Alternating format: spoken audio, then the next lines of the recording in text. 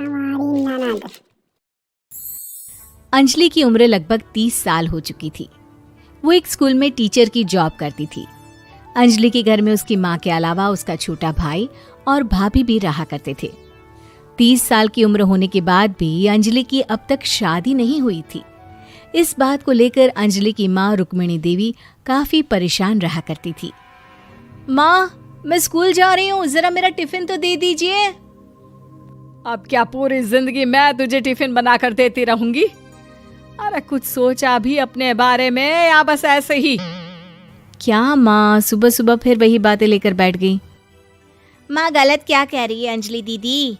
इतनी उम्र हो चुकी है आपकी, माँ कब तक आपकी सेवा करती रहेंगी? भाभी, मैंने माँ को कब कहा कि मेरी सेवा करो?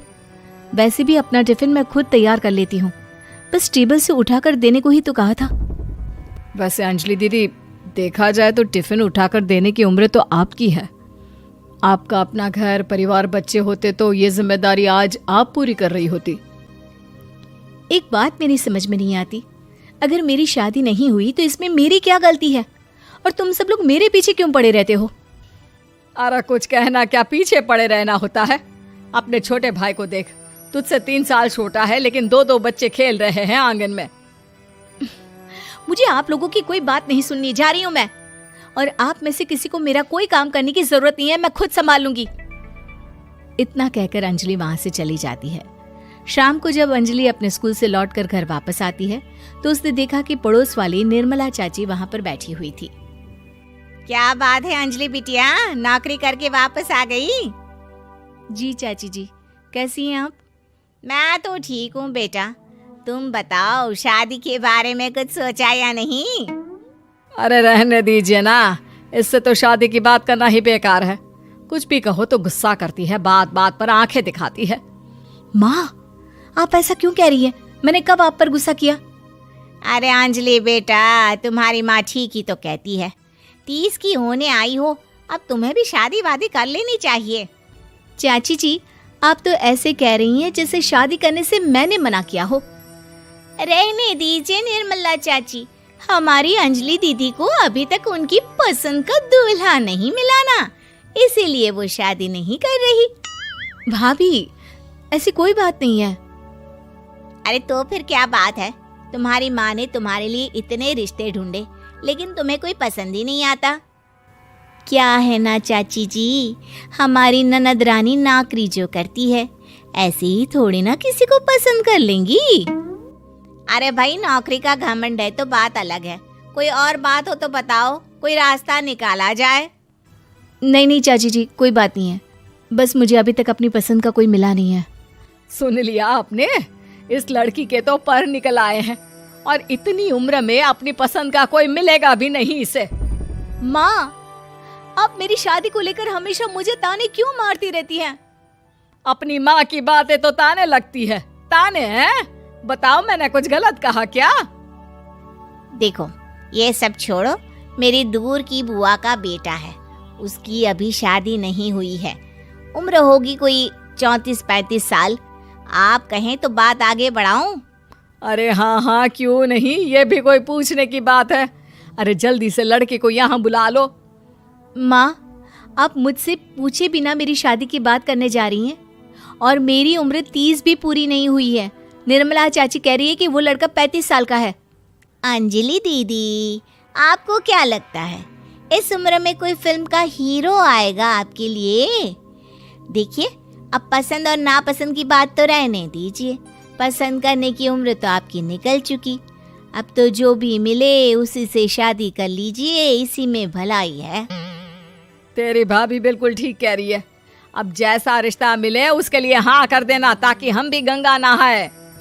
ठीक है, चलिए मैं उस लड़के को कहती हूँ, वो कल ही अंजलि को देखने आ जाएगा। अगले दिन निर्मला चाची के दूर का रिश्तेदार अंजलि को देखने उसके घर आता है। उसका नाम था अजय। तो अंजलि जी, आप नौकरी करती हैं स्कूल में? जी हाँ, मैं स्कूल में टीचर हूँ। हमारी बेटी बहुत होशियार है। अरे पढ़ने लिखने में इतनी होशियार है, इसीलिए तो इसकी नौकरी लगी है स्कूल में। हाँ हाँ ठीक है आंटी जी, जरा हमें भी बात करने दीजिए आपकी बेटी से। जी पूछिए ना, क्या पूछना चाहते हैं? अंजलि मैडम, जरा ये बताइए, आपने अभी तक शादी क्यों नहीं की? बस ऐसे ही, कहीं कोई रिश्ता पसंद नहीं आया इसलिए। लेकिन क्या मैं आपसे पूछ सकती हूँ कि आपने शादी क्यों नहीं की? अंजलि, क्या कर रही हो तुम? लड़कियों को इस तरह की बातें नहीं शोभा देती। रहने दीजिए आंटी जी, वो आपकी बेटी काफी पढ़ी लिखी है ना, तो उसके सवाल का जवाब मैं दे ही देता हूँ। मुझे भी अभी तक कोई अपनी पसंद की लड़की नहीं मिली।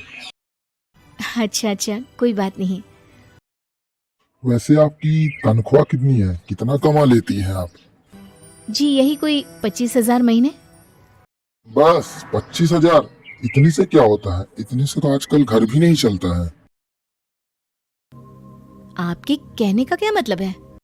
अरे मैं तो ये सोच के आया था कि नौकरी वाली लड़की है, आराम से 40,000 तो कमाती होगी। माफ करिएगा, मेरा और आपका रिश्ता नहीं हो सकता है। जी कोई बात नहीं, मुझे भी आपके साथ शादी करने में कोई इंटरेस्ट नहीं है। अंजलि, किस तरह की बात कर रही हो? घर आए रिश्ते को ठुकरा रही हो तुम। दीदी, अब इस उम्र में आपको इतनी अकड़ नहीं दिखानी चाहिए।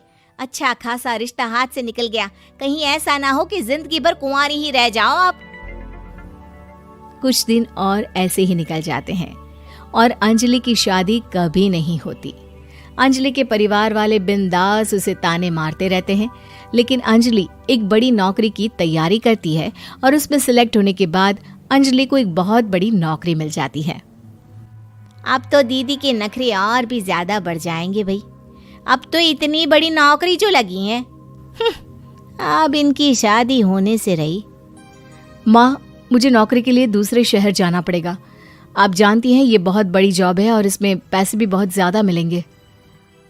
अच्छा, कितने पैसे मिलेंगे बेटा? माँ, मुझे हर महीने 90,000 सैलरी मिलेगी। क्या? अरे वाह वाह, ये तो बहुत अच्छी बात है। लेकिन फायदा क्या? कितने भी पैसे मिले, शादी तो हुई नहीं ना तुम्हारी। अंजलि नौकरी करने के लिए दूसरे शहर में चली जाती है और जब कुछ महीनों के बाद वो वापस घर आती है तो उसे अपने पति के साथ देखकर उसके घर वाले हैरान रह जाते हैं। अरे अंजलि, तूने शादी कर ली और हमें बताया तक नहीं। और दामाद जी करते क्या है? इतनी बड़ी कार है उनकी। माँ, मैं आपको सब कुछ बताना चाहती थी, लेकिन आप सबके ताने सुनकर बहुत दुखी हो गई थी और इसलिए मैंने अपनी पसंद से शादी कर ली। मेरे पति मेरे साथ ही ऑफिस में नौकरी करते हैं और बहुत बड़े अफसर हैं। और एक बात बताऊं माँ, आज मैं बहुत खुश हूँ।